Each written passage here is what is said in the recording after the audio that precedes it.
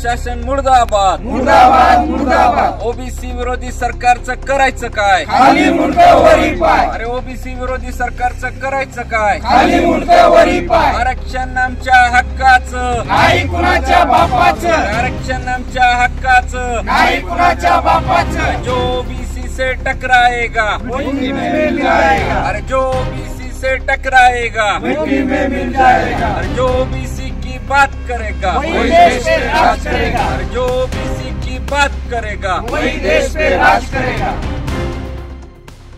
हिंगोली जिल्ह्यातील औंढा नागनाथ तालुक्यातल्या एळी फाटा इथं आज दिनांक 5 सप्टेंबर 2025 रोजी ओबीसी समाज बांधवांच्या वतीनं रास्ता रोको आंदोलन करण्यात आलं। सकाळी 11 वाजता एळी फाटा इथं महाराष्ट्र शासनानं ओबीसी विरोधात काढलेला हैदराबाद गॅजेट जीआर रद्द करण्यासाठी रास्ता रोको आंदोलन करण्यात आलं। या आंदोलनाला शेकडोंच्या संख्येनं समाज बांधवांनी मोठ्या संख्येनं हजेरी लावल्याचं पाहायला मिळालं। यामध्ये ओबीसी जनमोर्चाचे जिल्हाध्यक्ष ॲडव्होकेट रवी शिंदे यांनी सरकारवर सडाडून टीका केल्याचं पाहायला मिळत आहे। हिंगोली जिल्ह्यातील ओबीसी बांधवाच्या वतीनं औंढा जालना रोडवरील एळी या फाट्यावर आम्ही आज या ठिकाणी मोठ्या संख्येनं रास्ता रोको मागच्या 1 तासापासून करत आहे।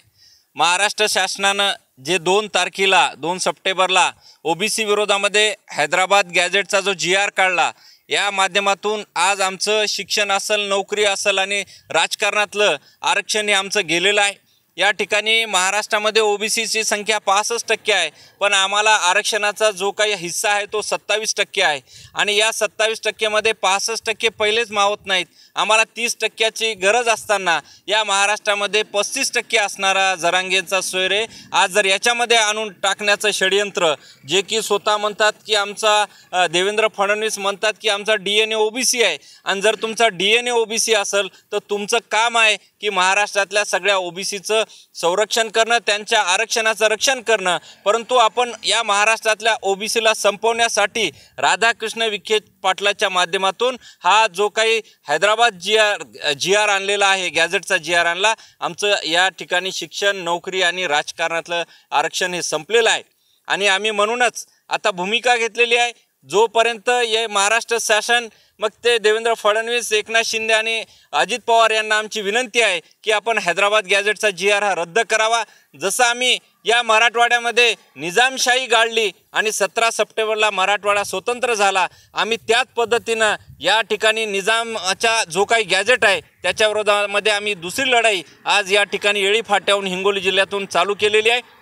आज आमचं 10 तारखेला औंढा बंदचं आम्ही आव्हान केलेलं आहे। आमच्या ओबीसी बांधवांनी आव्हान केलेलं आहे की आम्ही औंढा बंद शहर हे 10 तारखेला बंद ठेवणार आहोत। त्यानंतर आम्ही कळमनुरी तालुक्याच्या वतीनं उपविभागीय कार्यालय कळमनुरी येथे ओबीसीचा मोठा मोर्चा करणार आहे। हा मोर्चा आमचे ओबीसीचे नेते प्रकाश अण्णा शेंडगे, प्राध्यापक लक्ष्मण हक्के, नवनाथ वाघमारे,